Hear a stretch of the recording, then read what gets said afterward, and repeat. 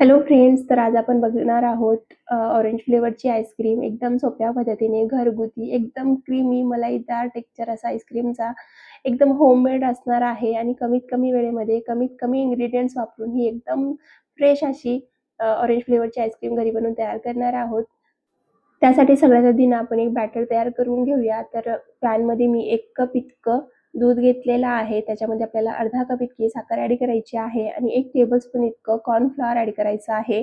जर तुम्ही ही उपवासाला बनवणार असाल ना, तर तुम्ही कॉर्नफ्लॉवर ऐवजी त्याच्यामध्ये 1 टेबलस्पून इतकं मिल्क पावडर ॲड केलं तरी चालेल. आता हे ढवळून आपल्याला मिक्स करून घ्यायचं आहे आधी. गॅस बंदच आहे. आता मी हे सगळं मिक्स करून घेतल्यानंतर गॅस ऑन करून घेणार आहे आणि आता जोपर्यंत हा थिक होत नाही तोपर्यंत याला शिजवून घ्यायचं आहे. कंटिन्युअसली ढवळत राहायचं आहे. 2 ते 3 मिनिटं लागतात आणि याला शिजवून घ्यायचं आहे. तर बघा ह्याला कंटिन्युअसली ढवळत राहायचं आणि गरम दुधामध्ये कॉर्नफ्लॉवर ॲड करायचे नाही. जर गरम दुधात ॲड केलं तर गुठळ्या होतात, व्यवस्थित त्या गुठळ्या मोडले जात नाही. त्यासाठी थंड दुधामध्ये सगळं ॲड करायचं. त्यानंतर गॅस ऑन करून असं थिक बॅटर होईपर्यंत शिजवून घ्यायचं आहे. तुम्ही बघू शकता छान असा थिक बॅटर झालेला आहे आणि गॅस बंद करून घेतलाय मी या स्टेजवर. आता याच्यापेक्षा जास्त थिक करायचं नाही, कारण थंड झाल्यानंतर अजून हा थिकच होणार आहे. गॅस बंद करून घेतलेला आहे आणि आता हे सगळं ना आपल्याला एका बाउलमध्ये काढून थंड करून घ्यायचं आहे. जोपर्यंत एकदम चिल्ड होत नाही तोपर्यंत थंड करायचं आहे. तर सगळ्यात आधी तर मी हे पूर्ण मिक्स करून घेतलंय. आता एका बाउलमध्ये काढून घेते. तर बघा इथे मी एक बाउल घेतलेला आहे. त्याच्यामध्ये हा सगळा बॅटर आपल्याला काढून घ्यायचा आहे.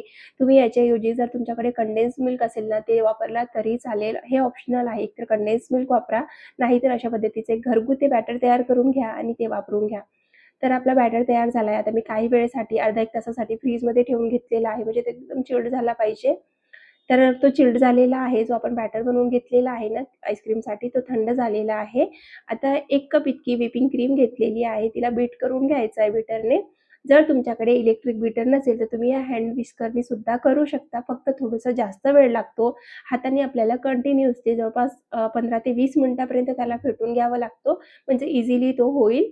आता ह्याच्यामध्ये ना आपण जो बॅटर तयार करून घेतलेला आहे दुधाचा आणि कॉर्नफ्लॉवरचा, तो ॲड करून घ्यायचा आहे. त्यानंतर 1/4 कप इतकं ऑरेंज ज्यूस ॲड करायचं आहे.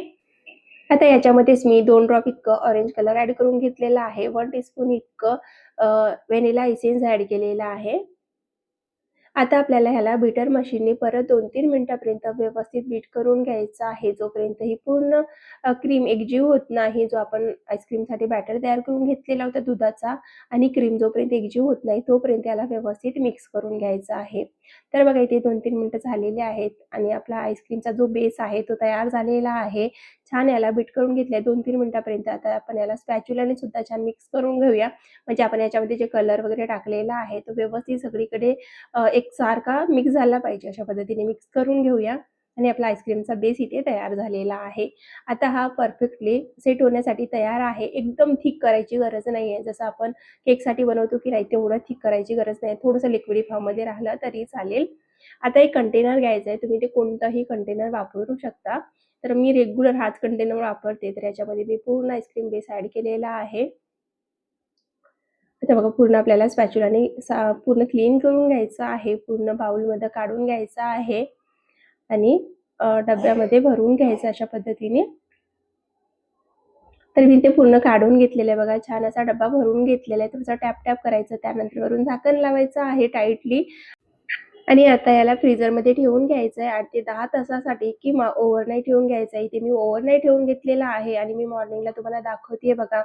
एकदम परफेक्ट आईस्क्रीम बनून तयार झालेली आहे. खूप छान सेट झाली आहे मेन म्हटलं तर.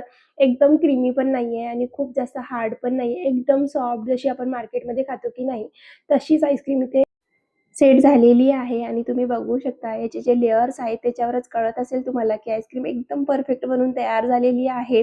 एकदम क्रीमी आहे, मलाईदार आहे. अजिबात आईस क्रिस्टल जमलेले नाहीयेत. एकदा तुम्ही फक्त ही मेथड फॉलो करून ही आईस्क्रीम बनवून बघा. तुम्हाला सुद्धा खूप जास्त आवडेल.